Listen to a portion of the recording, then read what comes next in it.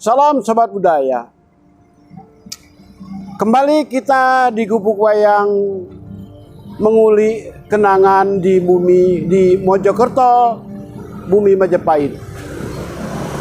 Sobat Budaya, kali ini saya berada di Jalan Ahmad Yani, di pangkal Jalan Ahmad Yani. Kita tahu Jalan Ahmad Yani membujur dari barat ke timur, dan kita berada di bagian timur jalan tersebut. Kemarin, di waktu yang lalu, kita telah melalui jalan W.R. Supratman yang membujur dari barat ke timur. Kemudian kita menyeberang jalan Majapahit, di mana kita tahu jalan Majapahit memotong dari utara ke selatan. Menyeberang jalan Majapahit, kita memasuki jalan W.R. Supratman yang kaya akan bangunan-bangunan kuno. Dari jalan W.R. Supratman, kita berbelok ke utara ke jalan Letkol Sumarjo, dan kita berjumpa dengan komplek Kebon Rojo yang sekarang dihuni oleh SMA dan SMP TNH. Sekarang kita masih berada di depan SMA TNH tersebut, pada pertigaan Jalan Ahmad Yani atau di ujung timur Jalan Ahmad Yani. Tepatnya kita berada di depan GPIB, Gereja Protestan Indonesia Barat. Sebagaimana yang kita lihat pada bagian belakang, sebuah gereja yang sudah terbentuk atau dibangun pada awal abad ke-20, menampung ratusan hingga ribuan jemaat. Hari ini terlihat sepi memang karena belum pelayanan dimulai. Akan tetapi gereja ini termasuk gereja bersejarah, di mana pada tahun 1945-an, 48, para pejuang banyak yang bersembunyi di gereja ini. Bangunan gereja ini adalah bangunan zaman Belanda dulu, sebagaimana kita katakan tadi pada awal abad ke-20. Dan sejak itu memberikan pelayanan kepada umat Protestan yang berada di Mojokerto. Seiring perjalanan zaman, gereja ini pun pelan-pelan mengalami perubahan dari sisi bangunannya. Ada beberapa bagian yang runtuh kemudian direnovasi. Seperti di atas sana kita melihat ada menara lonceng yang sekarang loncengnya sudah tidak ada. Loncengnya sudah diturunkan entah kapan. Dan kemudian gereja ini tadinya lengkap dengan banyak bangunan di bagian belakang maupun di bagian samping sebelah kanan sana.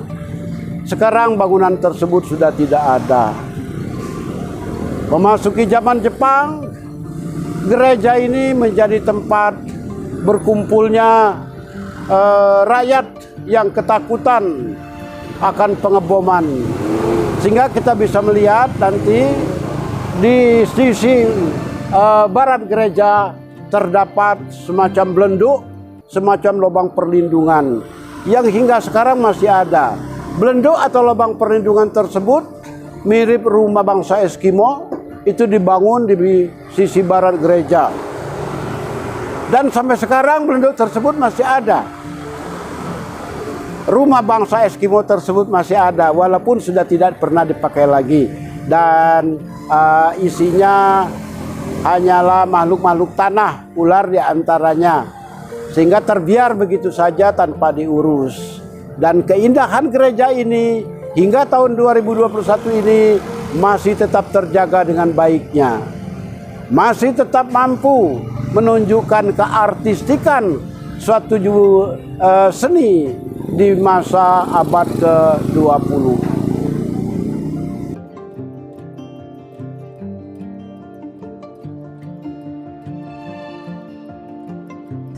Di halaman gereja inilah, di halaman gereja GPIB Emmanuel inilah, seperti yang kita katakan tadi, ada belenduk, yaitu lubang perlindungan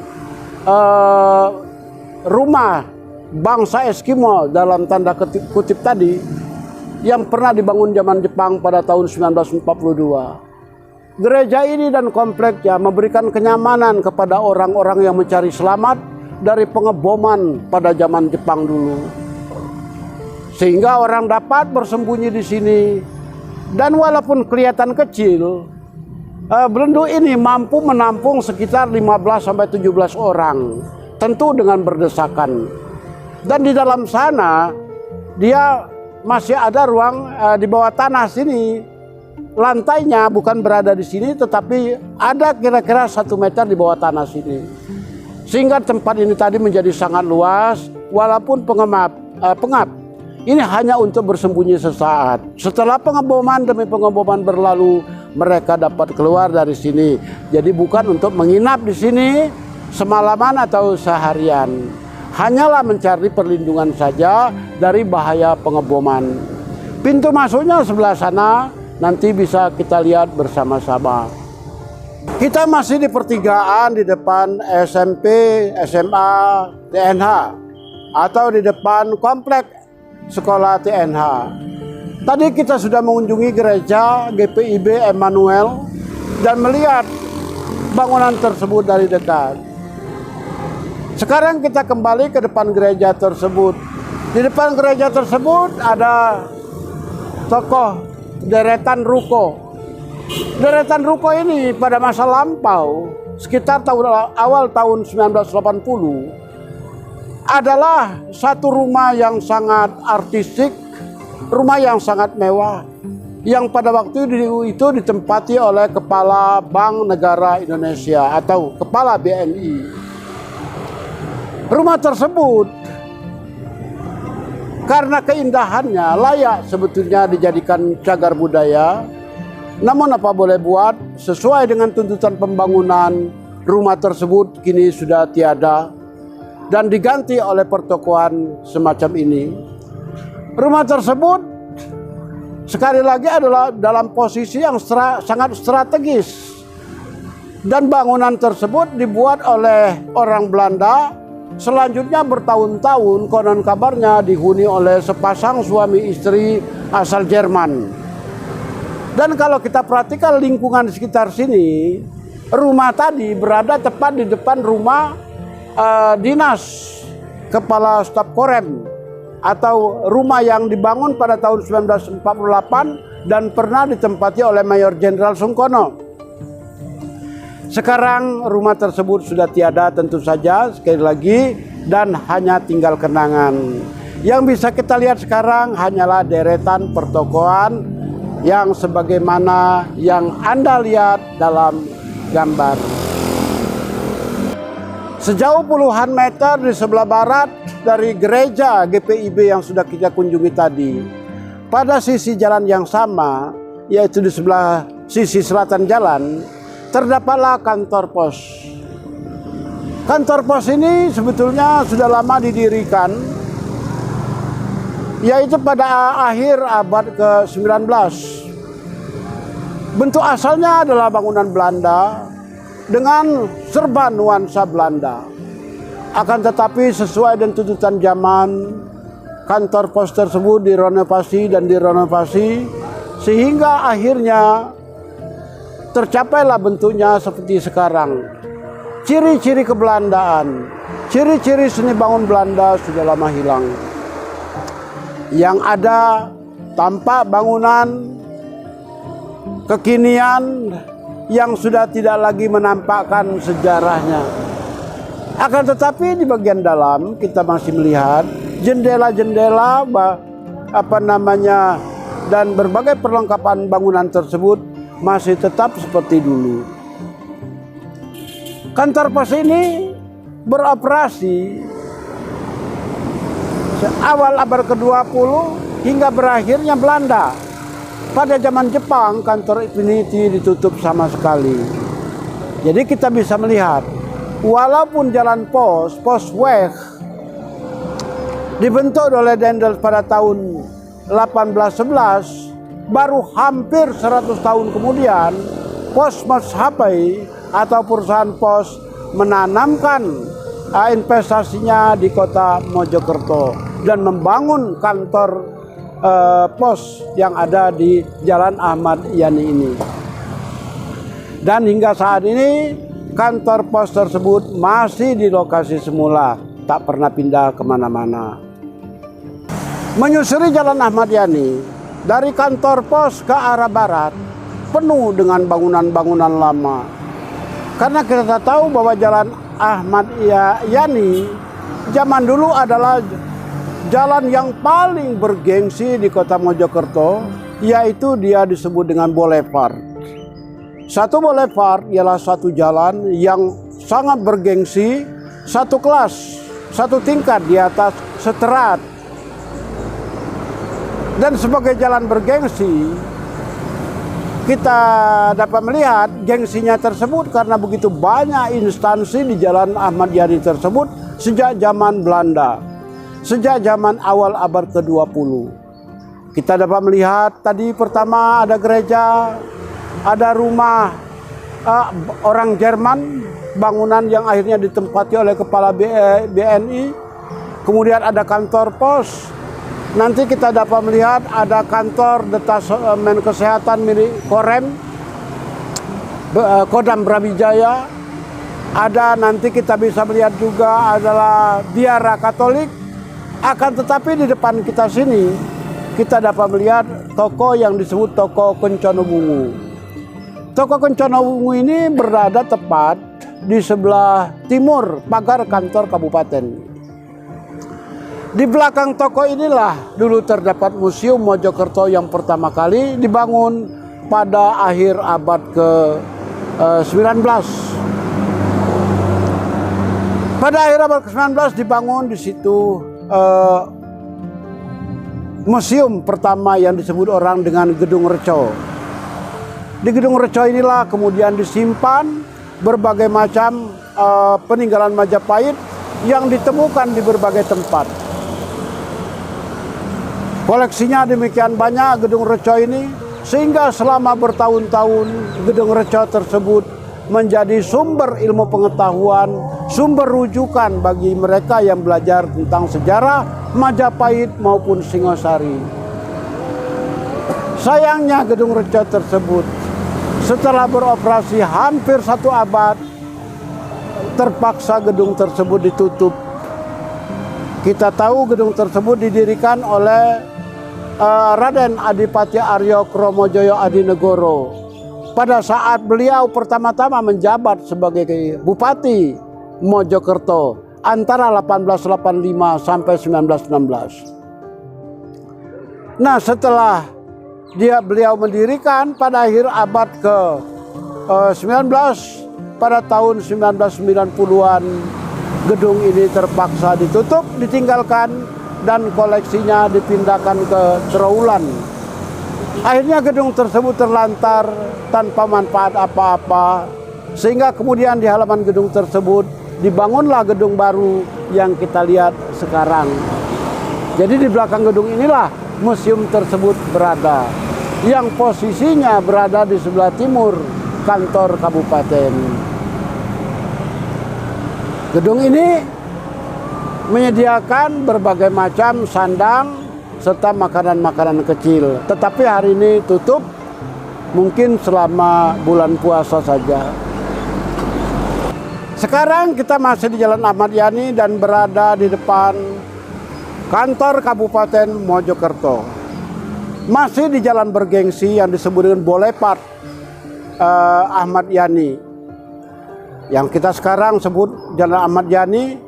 Seperti kita katakan sebelumnya, jalan bergengsi ini berdiri begitu banyak kantor yang pada zaman Belanda sangat penting artinya. Tadi sudah kita lihat baru saja kantor pos dan kemudian bekas museum yang sekarang sudah jadi tokoh Kencono Bungu. Ada gedung lama yang sekarang dipakai oleh Departemen Kesehatan Kodam Brawijaya, dan kita juga ada melihat di sini biara Wiyana Sejati. Ini biara Katolik yang juga bangunannya didirikan pada awal abad ke-20 tetapi direnovasi tahun 1950-an. Dan yang kembali kepada tadi, kita berada di depan kantor kabupaten. Kabupaten Mojokerto didirikan sebagai pindahan dari kantor Kawedanaan di daerah Japanan. Tadi disebut dengan Kabupaten Japanan sekarang disebut Kabupaten Mojokerto, dan gedungnya pindah ke sini pada pertengahan abad ke-19. Gedung ini termasuk gedung yang tua di Mojokerto, walaupun tidak setua gedung-gedung yang di Jalan W.R. Supratman maupun Jalan Kartini. Dan di gedung inilah kemudian Bupati dari masa ke masa memerintah Mojokerto. Gedung ini termasuk gedung yang besar, kompleknya sangat luas. Di depannya terdapat Candi Bentar yang besar dan merupakan Candi Bentar ciri khas Majapahit. Dan sampai sekarang kita bisa melihat di gedung ini terdapat perlengkapan sebuah gedung sebagaimana gedung-gedung yang ada di Jawa, yaitu lengkap dengan pendoponya pada bagian depan, dan di belakang pendopo adalah gedung induk kabupaten tersebut, tempat bupati bekerja sehari-hari. Tepat di depan gerbang kantor Kabupaten Mojokerto berdirilah sebuah bangunan yang didirikan pada akhir abad ke-19 yang merupakan gedung ELS, Europees Lager School, sekolah untuk orang-orang Belanda.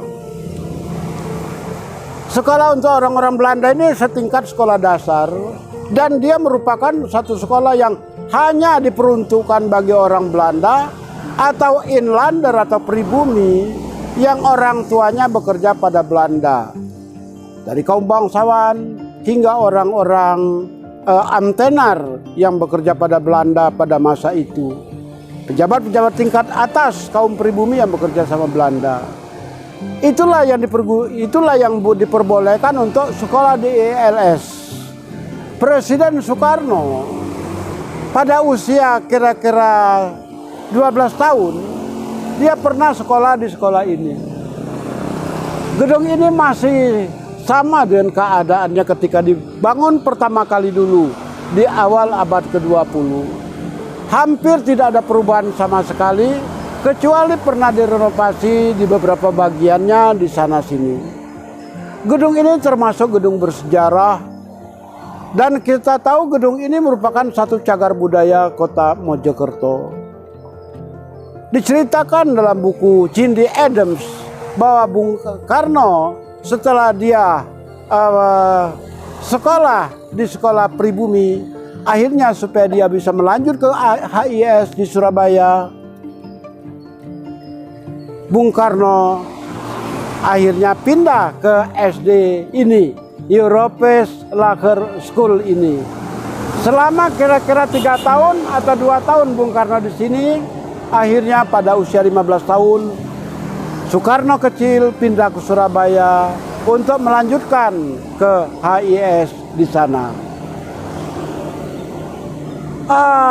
Sekolah ini memang pada waktu itu, pada sekitar 100 tahun yang lalu lebih, dari sekolah ini orang-orang dapat melanjutkan ke HIS maupun HBS di Surabaya. Karena HIS dan HBS tidak tersedia di Mojokerto pada waktu itu. Sehinggalah sekolah ini sangat bersejarah karena didirikan pada zaman Belanda dan melahirkan beberapa pejuang di negara Indonesia. Pada zaman kemerdekaan, sekolah ini pun menjadi tempat waktu di antaranya pernah menjadi markas para pejuang yang bersembunyi dari kejaran Belanda. Kini sekolah ini ditempati oleh Sekolah Menengah Pertama atau SMP Negeri 2 Mojokerto. Akhirnya kita tiba di ujung Jalan Ahmad Yani sebelah barat. Di ujung Jalan Ahmad Yani sebelah barat ini berbatasan langsung dengan Jalan Alun-Alun Selatan. Di pangkal Jalan Alun-Alun Selatan, kita menemukan satu gedung baru lagi. Gedung ini bangunan tahun 1912, digunakan Belanda sebagai perkantoran, salah satu unsur pemerintahan Belanda pada waktu itu. Sejak dibangun 1912, gedung ini tidak pernah mengalami renovasi kecuali perubahan warna catnya yang kita lihat sampai sekarang masih digunakan oleh pemerintah Kabupaten Mojokerto sebagai gedung pengairan. Sekali-kali juga digunakan untuk mengadakan pertemuan dan mengadakan semacam seminar di sini. Namun demikian gedung ini kondisinya sebetulnya sudah out of date, sudah tidak begitu layak lagi dipakai. Kita lihat di belakang sana sudah ada beberapa talang yang sudah melengkung dan tidak sempat diperbaiki, dan tampaknya gedung ini sudah mulai perlahan-lahan ditinggalkan. Namun demikian, gedung ini tetap merupakan satu warisan budaya yang sangat berharga dengan nilai artistik yang begitu tinggi. Ciri-ciri khas sebagai bangunan Belanda dan meniru seni bangun dari daerah daerah Maastricht. Di daerah Maastricht terdapat jenis bangunan seperti ini juga. Dan bangunan semacam ini memang merupakan satu ciri khas seni bangun Belanda. Ada begitu banyak pintu di belakang sana dan lebar-lebar, besar-besar termasuk jendelanya supaya udara tropis dapat bebas keluar masuk gedung. Dan di belakang sana juga terdapat gedung-gedung yang tampaknya lebih tua daripada gedung ini, juga peninggalan Belanda. Gedung ini menempati suatu kompleks yang sangat luas di alun-alun bagian selatan, yang sampai sekarang meski dipergunakan, akan tetapi sudah sering kita ditinggalkan oleh para pemakainya. Demikian nasib gedung pengairan yang ada di jalan alun-alun selatan ini. Kita sekarang berada di jalan alun-alun sisi selatan. Jalan di alun-alun sisi selatan yang membentang dari barat ke timur ini merupakan terusan dari Jalan Ahmad Yani. Di pangkal alun-alun selatan kita sudah melihat gedung pengairan tadi yang didirikan pada tahun 1912. Akan tetapi di sebelah barat, bagian barat jalan alun-alun sisi selatan, kita melihat beberapa bangunan lainnya.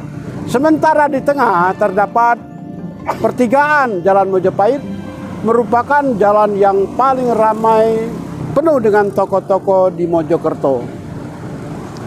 Demikian Jalan Majapahit yang tak pernah lengang dari ke hari ke hari. Di sebelah barat Jalan Majapahit terdapatlah satu komplek. Dahulu kala di sini pada bagian ini terdapat pom bensin. Satu pom bensin lama yang didirikan pada tahun 1930-an oleh keluarga Bromote. Kita tahu keluarga Bromote adalah keluarga terkaya di Mojokerto pada tahun 1920-an, memiliki ratusan truk dan pemilik perusahaan truk terbesar di Jawa Timur pada tahun 1920-an. Itulah keluarga Bromote. Yang di Mojokerto, keluarga ini mempunyai pom bensin yang dulu berada di sini. Pom bensin ini dulu adalah pom bensin yang didirikan tahun 30-an, pom bensin model lama yang untuk mengeluarkan minyak harus dipompa secara manual. Pom bensin ini bertahan sampai sekitar awal tahun 1980-an. Sekitar tahun 83-84, sekitar itu pom bensin ini kemudian robohkan dan pemiliknya sudah mengganti dengan SPBU yang baru yang ada di Jalan Bayangkara. Namun bekas-bekasnya masih ada berupa tanah kosong seperti ini. Dan di sini dulu juga berdiri sebuah tiang listrik yang mempunyai begitu banyak kabel, yang mempunyai ratusan kabel. Tiang listrik tersebut akhirnya juga dibongkar pada sekitar pertengahan tahun 1980-an. Di sebelah pom bensin ini dulu adalah gedung yang warnanya merah, itu adalah bioskop Indra. Kita masih ingat sekitar tahun 80-an bioskop Indra selalu memutar film-film Indonesia. Film-film Dono, Kasino, Indro, kadang-kadang film India diputar di bioskop Indra sini. Bioskop Indra termasuk bioskop terkenal di Mojokerto. Pemiliknya juga adalah keluarga Bromoti. Yang penontonnya biasanya untuk film-film tertentu membludak dengan harga karcis yang begitu murah. Sekarang bioskop Indra sudah tidak ada lagi, tinggal kenangan berupa sebuah bangunan terlantar yang di sana sininya mulai runtuh satu persatu. Di sebelah bioskop Indra terdapat rumah keluarga Bromote yang merupakan raja truk tahun 1920-an tersebut. Rumah tersebut pun kini kosong. Pemiliknya entah berada di mana. Teramat disayangkan rumah yang dibangun pada zaman Belanda ini yang bercirikan di penghujung abad ke-19 ini kemudian terbengkalai tanpa dirawat sama sekali. Keindahan bangunan ini masih terlihat sampai sekarang apabila kita masuk pada bagian belakangnya. Sayangnya dalam kesempatan ini kita tidak bisa ke sana karena terkunci dari luar, akan tetapi ini tidak mengurungkan kita untuk berkata bahwa bangunan ini selayaknya kita lestarikan dan merupakan kekayaan, satu kekayaan heritage milik bangsa kita yang berada di Mojokerto. Hingga sekarang bangunan ini sudah jarang dikunjungi oleh pemiliknya yang entah berada di mana, dan bioskop Indra pun konon kabarnya kursi-kursinya masih ada dan tidak pernah lagi ada terlihat orang di balik pagar sana yang mengurus bangunan ini.